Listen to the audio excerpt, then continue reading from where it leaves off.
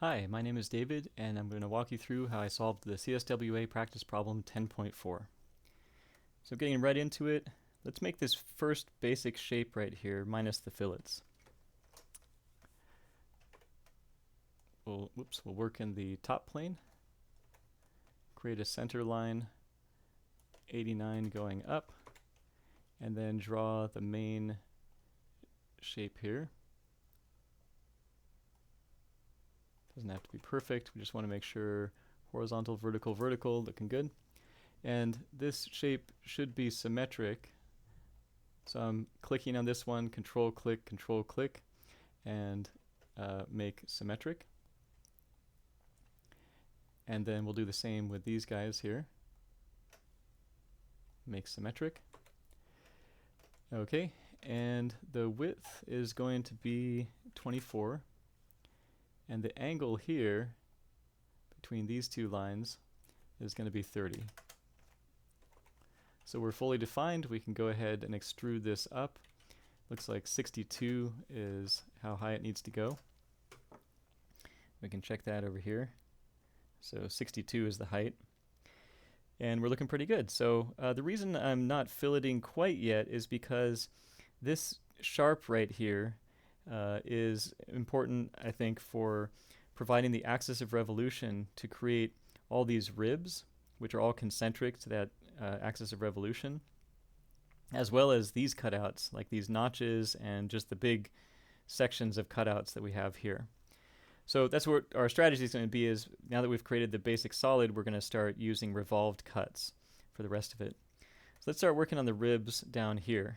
The idea is that we have everything, so we want to get rid of everything down here with a width of, or the height of 5, except for these rectangles here, here, here, etc. And there's a linear pattern that can be created once we create that first rectangle, because each rectangle has width of 3 millimeters and the distance between them is 5 millimeters. So width of 3, distance between them is 5, and we have 7 of those altogether. So we're going to create a big rectangle to say cut away everything, and then except for, and then we're going to create these rectangles and make sure that those are left behind. Okay, so let's start in the right plane. We'll create a big rectangle from here with height 5 going actually past this edge. If we went to this edge right here, it wouldn't cut away everything. I'll show that to you in a second here. See how if we only went to this edge, then the circular cut would leave behind this corner right here and this corner right here. So we want to slop over a little bit to make sure that our cut removes those parts as well. It'll remove this edge and then also these little corners right here as well. Okay, so let's then draw the parts that we want to leave behind. So we'll draw a little rectangle. We can make the width 3, and that first rectangle will be a distance of 26 from the axis of revolution. We can see that right here. From the axis of revolution out to that first edge of the first rectangle is 26. So then once we have that rectangle, we can select it, do linear sketch pattern going in this direction, and the space between them is the width of each rectangle plus the distance between each rectangle, so that should be 8 millimeters. And there are 7 of them, and we can go ahead and dimension the X spacing. So we hit enter, and now we've got these 7 rectangles, which will correspond with our 7 ribs. Now in order to keep them, let's go ahead and cut away the top and the bottom segments. So we'll go into Power Trim and cut away these parts, and that way we're not going to do the revolved cuts on those little rectangles because they're not fully enclosed rectangles here. So the leftover rectangles, those will be cut away. That's the spacing between the ribs, but the ribs themselves will be left behind. And if the blue lines here are bothering you, you can dimension this guy to be 5, and that'll propagate through the rest of the linear pattern.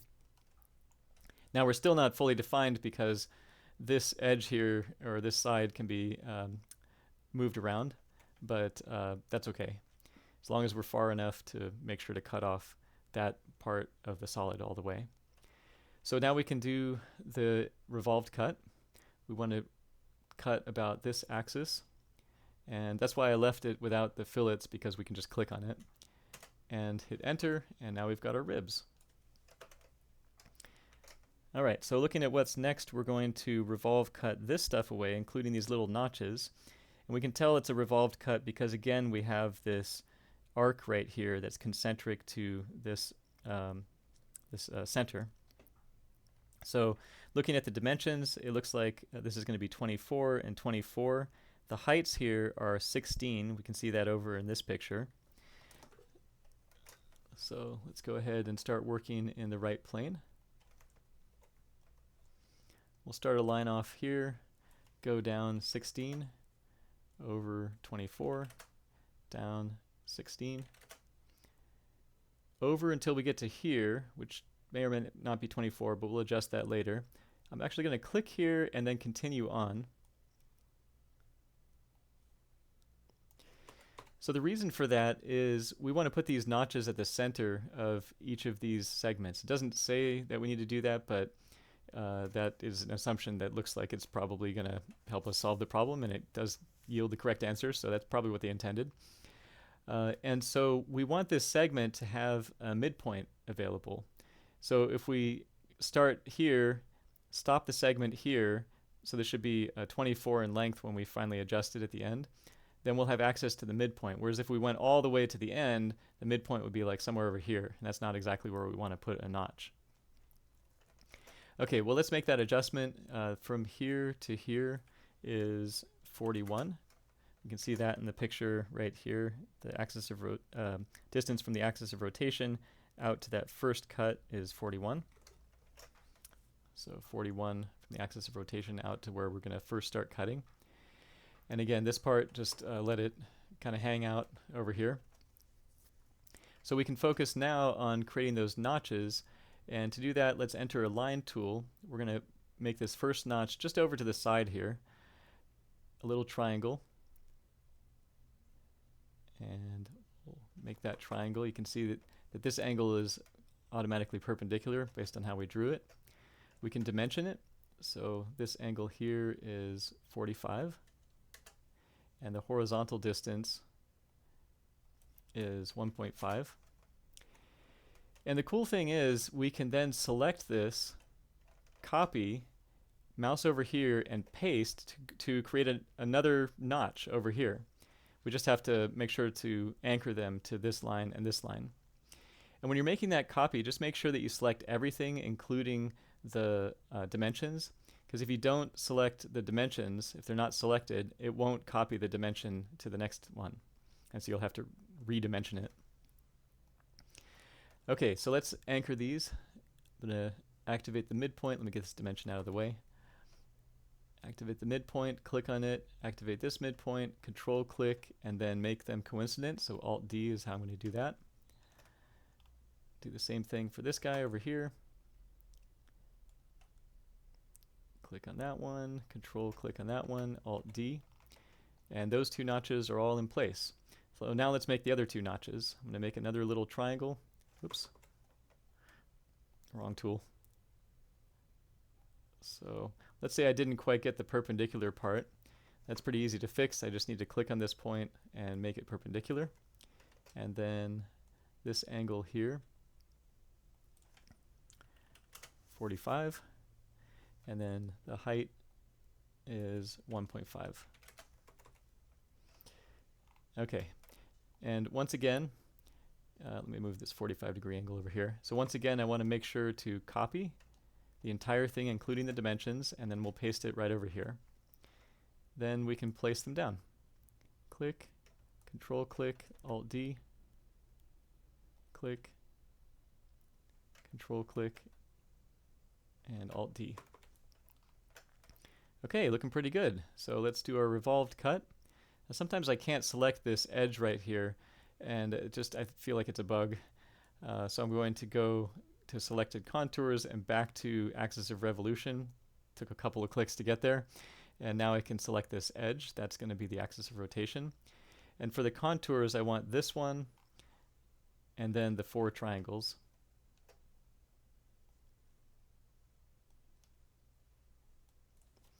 hit enter, pull back the view, and it's looking pretty good. So at this point we have a couple things left to do. We have fillets and chamfers, and then we also have these cuts. And I'm going to do the fillets and chamfers first, because if I do the cut first, then the fillets, I would have to make a fillet up here and then down here as well. Whereas if I make the fillet right now, I have this one edge to make the fillet off of, and then later I can just do the cut right through. So fillets we'll do first, as well as chamfers. Oops. And the fillets have a radius of 5. There are 1, 2, 3, 4, 5 of them. And then for the chamfers, they are 3 millimeters and 45 degrees. And there's one right here that goes around, but not this edge right here. And then for this, if I click on this edge, the chamfer goes a little bit too far. It starts to go into there. I think it has something to do with the tangent propagation, which you'll want to have clicked. But if I clicked on this edge, it'll do the tangent propagation over in this direction, and it seems to be doing a better job. So I'm going to click on these inner edges as opposed to the outer ones. And chamfers are done. So now let's focus on the last thing, which is these little cutaway parts right here. So I'm going to make this shape. I'm going to close it off and actually make a little center line here to make sure everything's symmetric. I'm going to draw that off to the side and then later anchor it so that this point is along this edge, or actually this edge right here, and the distance, vertical distance from here to here is 8. All right.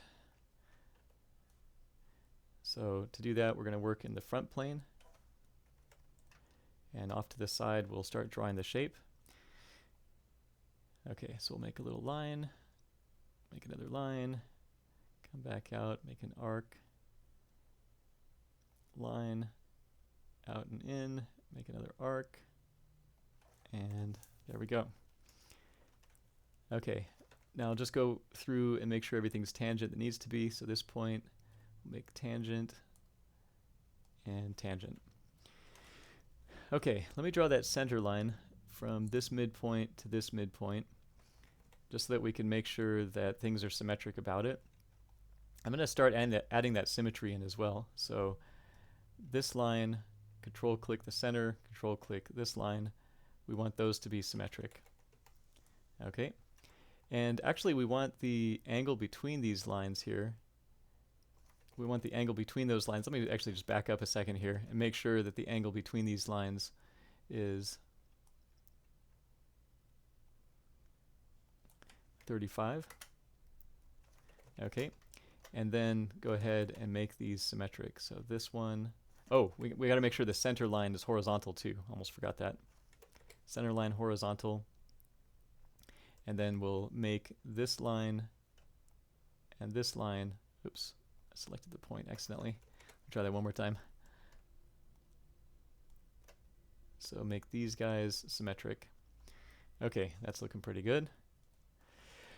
Okay, let's finish this off here. So actually the center line should have length 6. This line here should have length 8. And then the arcs should have radius 2. Okay, looking pretty good. Looking pretty good. All right. And by the symmetry of everything else, this arc should also be 2. We can check it. If we click 2, it'll complain about the fact that it's already going to be 2 based on all the dimensions and constraints we've gotten so far.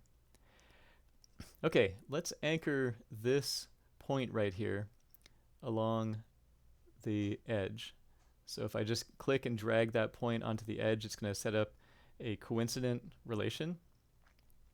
And then from that point down to this edge, we want the distance to be 8. So we're fully defined. We can go ahead and do our cut extrude. Through all and both is fine. Then while it's selected, we'll mirror it to the other side of the right plane, hit enter, and it's looking pretty good. Let's check our mass. So our volume, we've got 71721. And looking at the answer here, 71721 cubic millimeters. Well, I hope you found this video helpful. Honestly, with this one, I had a lot of trouble with it, and I want to give the YouTube channel R&AV Club credit for helping me get through some of the hard parts. That said, you can see that I used a slightly different approach if you find that video compared with that one. But hopefully you did find this video helpful. And thanks so much for watching. Take care and keep studying.